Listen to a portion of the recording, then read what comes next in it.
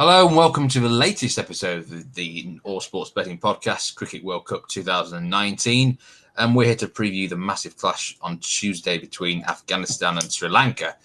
Huge game towards the bottom of the standings. Two teams that are expected to struggle in this World Cup have a chance to get a victory on the board. And Sri Lanka both lost the first game. Sri Lanka heavily against New Zealand, and Afghanistan a little bit of credibility against Australia, I thought, but ultimately both were well beaten by extra classy opponents. The bookies can't really split either side here. Sri Lanka's slight favourites, 1.83, 1.9. But all in all, you could call this a bit of a pick'em game in terms of the odds. How do you see it going, Kev? Yeah, I'm pretty confident with this one, Steve. I think Afghanistan are the better side, and I think they'll win the match. They absolutely thrashed Sri Lanka in the Asia Cup last year. I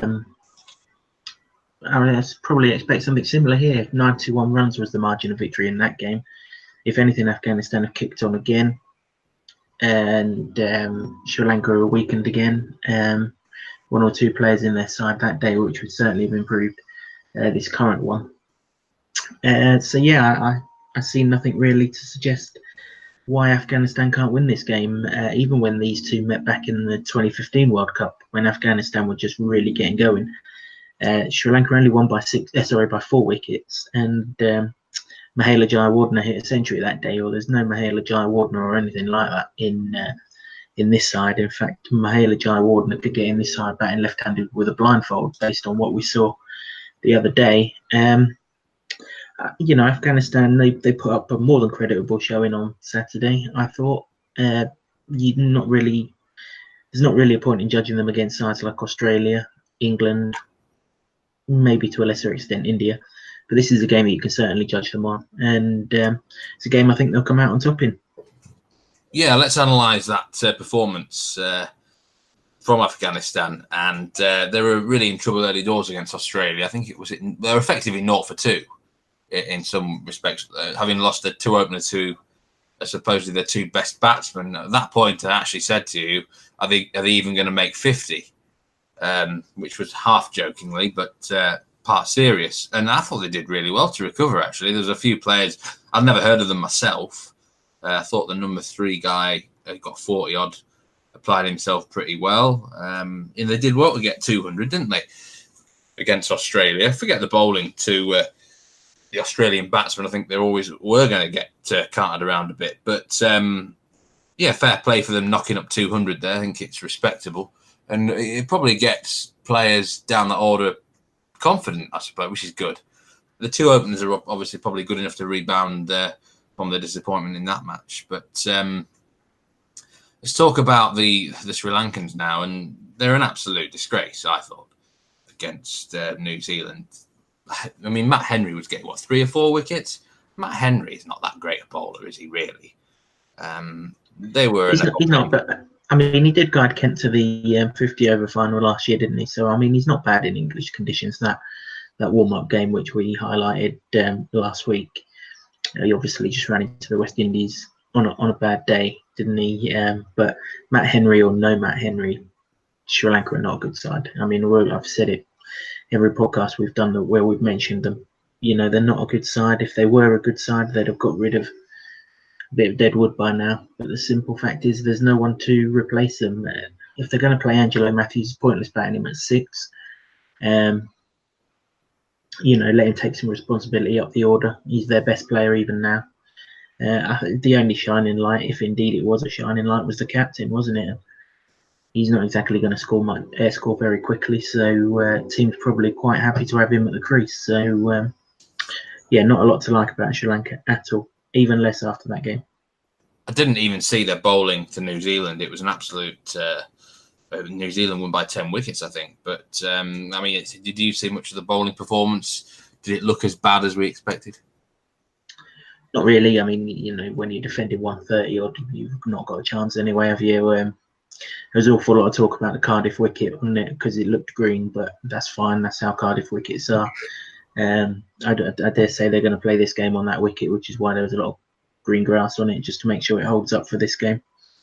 New Zealand did what you'd expect them to do, scored at 8 and over for 15 overs. That's generally the norm when Guptill and Monroe get going, isn't it?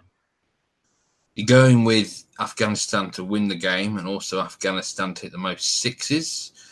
Let's just talk about the six hitting power in the sides then. Is it, to you, quite obvious that there's a big advantage for Afghanistan here? Absolutely, yeah. And I mean, we saw that at the weekend, didn't we? Australia got a bit of heat in their attack, but that didn't bother Afghanistan. They were belting sixes left, right, and centre once they got themselves in. Zadran and Rashid Khan, in particular, took a nice liking to Zampa and Marcus Stoinis. Probably not going to be the only two batsmen who do that in this tournament, but I mean, there is no six hitting power, is there, in the Sri Lankan side? Pereira came in and had a little bit of a dart, but apart from that, one or two of them couldn't even get it off the square, let alone hit a six. So we've got Afghanistan odds against to win the game. What price is the most sixes? Same price, 11 to 10. A couple of nice little value bets there on Afghanistan then in this game. The first match, Sri Lanka game, you went with a big top bat, Odana, at 33 to 1. He didn't last very long, unfortunately, but you are willing to give him another shot here at a bigger price of 40 to 1. And obviously, you're not put off by that one bad performance from him. Yeah, you done our money quite quickly, didn't he, in that first game? But fingers crossed that he can come good. I mean, he's obviously a decent enough player, isn't he? Excuse me, he's got a first-class century to his name with the bat.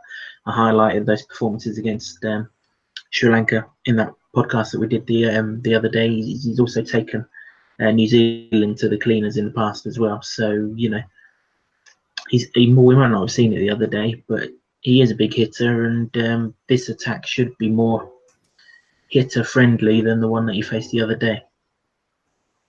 Yeah, worth a little bit of a go down the bottom of the order there. So, unfortunately, the weather forecast isn't very good for this game. First time, really, we've got to mention this, and it won't be the last, I don't think, either for this tournament. But, I mean, this is the moment about 36 hours in advance, I must add. So the forecast can change very, very quickly.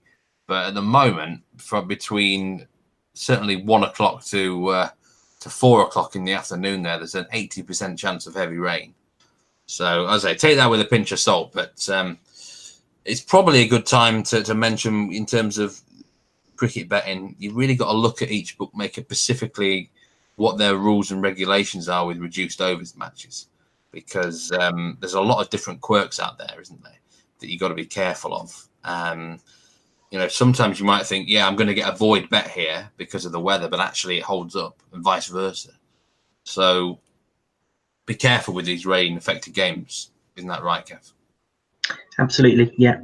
One of the markets we're on here, though, the match win, that'll be settled on the results. So no need to worry about checking your bookmakers there. But yeah, most sixes certainly, some avoid. If one over's lost, some keep on going as long as it's the same overs for both sides. So yeah, do check what's going on there, and we'll probably get paid out or otherwise on the top batsman as well. Yeah. So all right. Well, looking forward to this game actually myself. Should be a close. Well, hopefully not a close contest. Hopefully Afghanistan do the job, but it's an intriguing one. A lot of people might think it's obviously going to be a really shit match between two shit teams, but and it has its own appeal in its in a purest sort of way, I think. So looking forward to it myself. Yeah, me too. A couple of winners on Sunday, so we can enjoy it with a little bit of readies in the bank. And obviously, it's a big game for a number of our bets, isn't it? With that picture of the to finish bottom market likely to take a significant change depending on the outcome of this game. Yes, I do want to mention the Bangladesh South Africa game. You're well on. Absolutely spot on with the analysis there, Kev, with Bangladesh. Hopefully some of the listeners took them on the nose to win the game even. I was in the changing room playing cricket, actually, on today. We've got a South African overseas player, and they're all taking the piss out of him for losing to Bangladesh. You know, that's the reputation they have. It's still seen as an absolute embarrassment to lose to that side. And but they're obviously a bit more serious than people think. So, but yeah, two very good picks there. There were a couple of leaner days earlier in the tournament, but overall, you know, that's a nice little upward trend, and hopefully we'll have more winners very soon. Yeah, I mean, I guess to be fair to your overseas colleague, South Africa aren't the only team that have turned up to a London sporting venue wearing yellow shirts recently and got their bottom spanked, are they? So, Thought you might have to bring that one in, but yeah, excellent stuff. And we'll be back to preview. We've got a double header on Wednesday, actually. So really good double header as well, actually, Steve. Really looking forward to both those games. So India, who actually are in this tournament, by the way, they are making their debut in this year's Cricket World Cup on Wednesday. So looking forward against the aforementioned South Africa. Yeah, should be interesting indeed. So looking forward to that, and we'll see you very soon, Kev. So take care. You too. All the best, mate. Cheers.